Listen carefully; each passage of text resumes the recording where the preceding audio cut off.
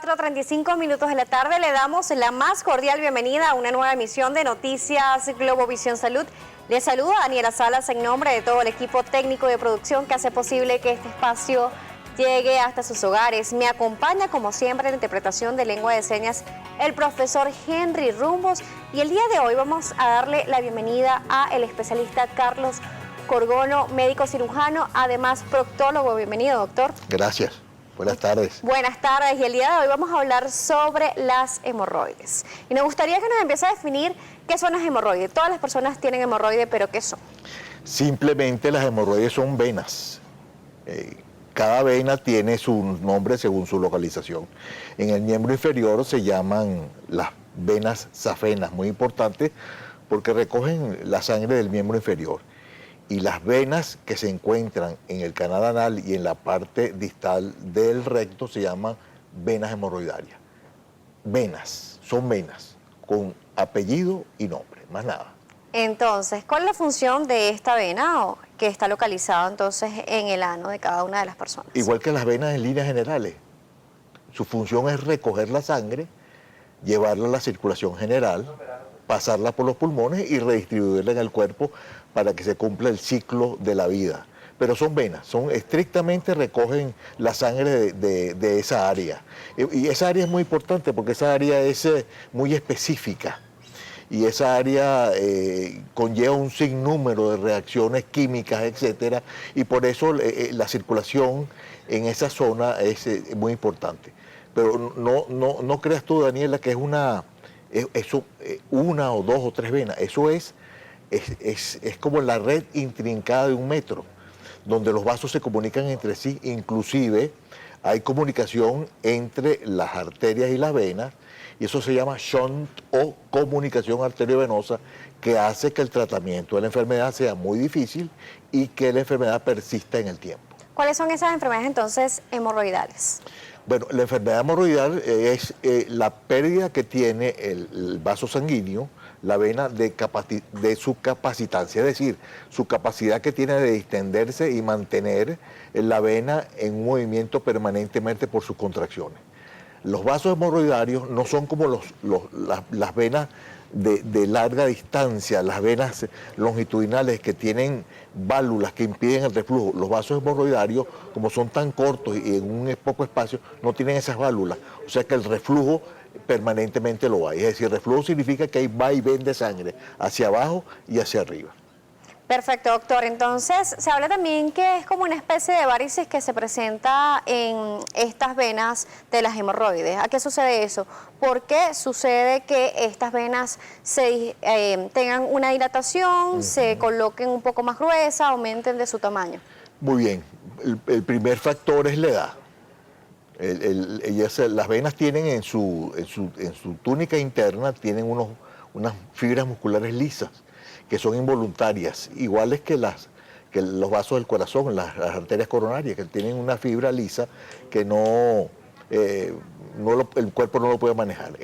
Con la edad, primero, esa fibra lisa se dilata, entonces el vaso se dilata. Segundo, hay factores, el factor de herencia, es decir, yo he visto pacientes que tienen enfermedad hemorroidaria y que en el transcurso de su vida permanentemente transmiten la enfermedad por varias generaciones. Y después hay enfermedades y no enfermedades, por ejemplo, el embarazo que comprime, por ejemplo, el útero que crece y comprime la vena cava inferior, hace que el retorno venoso se disminuya y aumente la presión en los vasos hemorroidarios. El constipado crónico, en el que el individuo que se sienta al momento de evacuar, se doblan los vasos pelvianos, el paciente puja, aumenta la presión, etc. Por eso no es recomendable leerse ningún tipo de libro, ni grande ni chiquito, en el momento de evacuar. Muy bien, doctor. Entonces, ¿cuáles son esos exámenes que van haciendo con estas personas para determinar en qué grado están estas venas afectadas? Muy bien. Relación, por ejemplo, cáncer con hemorroides no hay en línea directa. Es decir, que el individuo que tenga hemorroides no significa que tenga cáncer. Pero hay varios estudios fundamentales y lo voy a ir diciéndotelo, Daniela, en progresión. Tú inspeccionas el ano, haces el tacto rectal, en el hombre se palpa la próstata y en la mujer se palpa el cuello de la matriz y el parametrio, que es la zona que está alrededor del cuello de la matriz, que es muy importante porque esa zona que está alrededor del cuello de la matriz permite determinar si hay algún tipo de tejido celuloadiposo ganglionar enfermo. Después viene la anoscopia, después viene la rectoscopia y la colonoscopia. ¿A partir de qué edad se puede hacer la colonoscopia? La doctor? colonoscopia, usualmente la sociedad internacional dicen que a los 50 años, pero si usted tiene antecedentes familiares de cáncer de colon, cáncer de recto, rectocolitis ulcerativa, enfermedad de Crohn, enfermedad inflamatoria, pues usted necesita hacerse una colonoscopia. La vacuna contra el cáncer de colon y de recto es la colonoscopia. Si este concepto queda en el programa, yo me siento feliz. Muy bien, doctor. Hablamos entonces de estos exámenes. ¿Cuáles son esos factores externos o internos que afectan para que una persona pueda desarrollar enfermedades hemorroidales? Correcto. Factores externos, ya hablamos, la herencia, el mal hábito intestinal, la mala alimentación, la progresión agresiva de la manera de llevar a la vida, el manejo inadecuado del estrés. Doctor, estábamos hablando de esos hábitos que tienen las personas que sufren de este tipo de patologías, en este caso las enfermedades hemorroidales. Nos gustaría conocer entonces cómo debe ser la alimentación de estas personas. Bueno, hay un trabajo muy interesante que se hizo, se compararon 100 individuos del público normal en un país, una ciudad industrializada, y se compararon con 100 individuos normales de un país africano.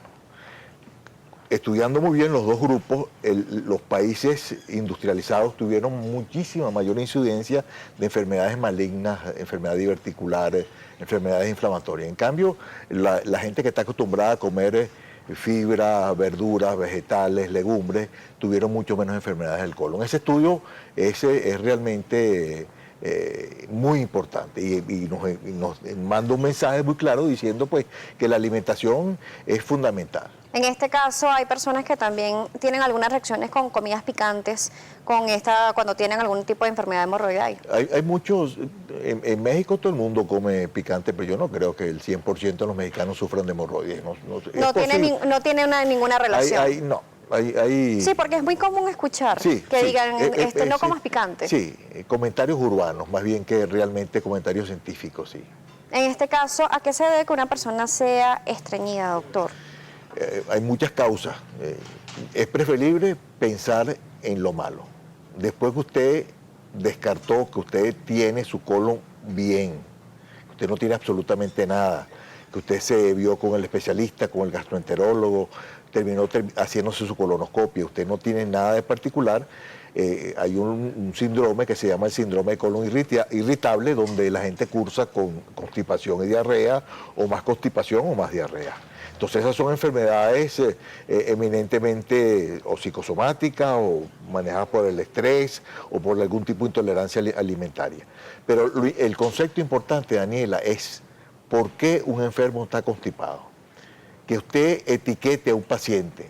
No, hombre, usted lo que está es nervioso, tú no tienes buenos hábitos intestinales y resulta que tu constipación es porque tú tienes una estenosis de tipo benigno o tipo maligno, ya sea por cáncer, por enfermedad inflamatoria, pues es muy triste que usted se le vaya ese diagnóstico. Entonces, cualquier paciente constipado tiene que estudiarse adecuadamente para descartar lo malo, porque al descartarse lo malo, lo otro viene fácilmente solucionable.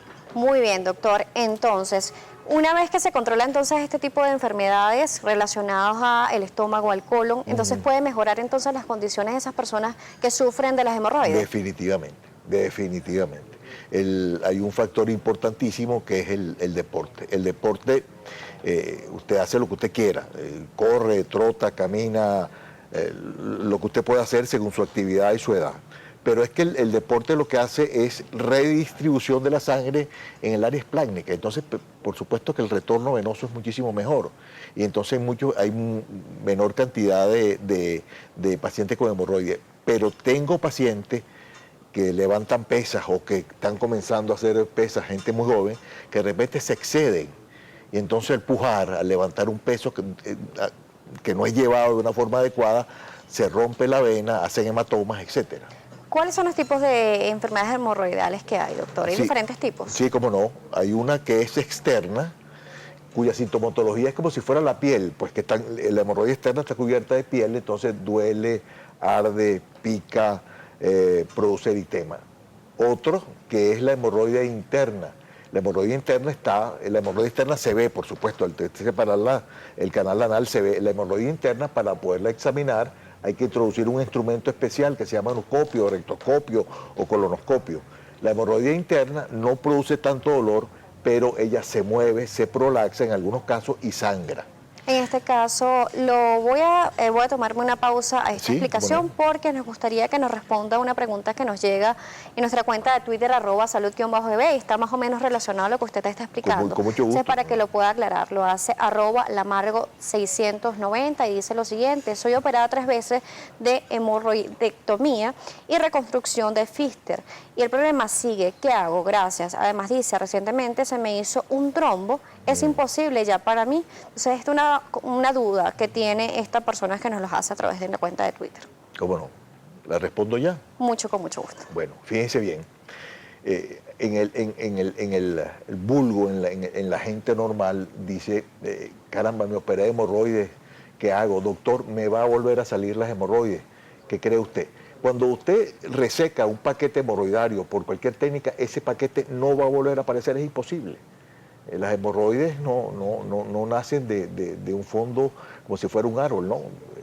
Ahora, si usted se opera y los factores que produjeron su enfermedad hemorroidaria persiste, bueno, usted no va a mejorar.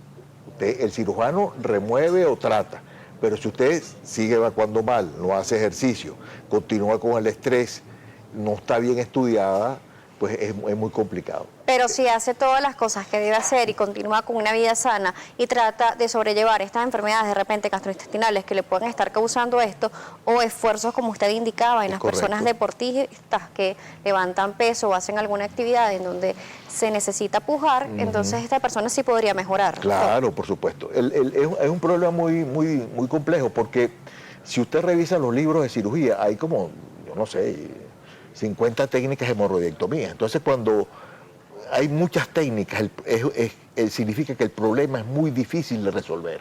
Entonces, por eso el proctólogo es tan importante, porque el proctólogo personaliza el tratamiento a cada quien. Entonces, es algo pré-aporté, si ustedes quieren utilizar esa palabra.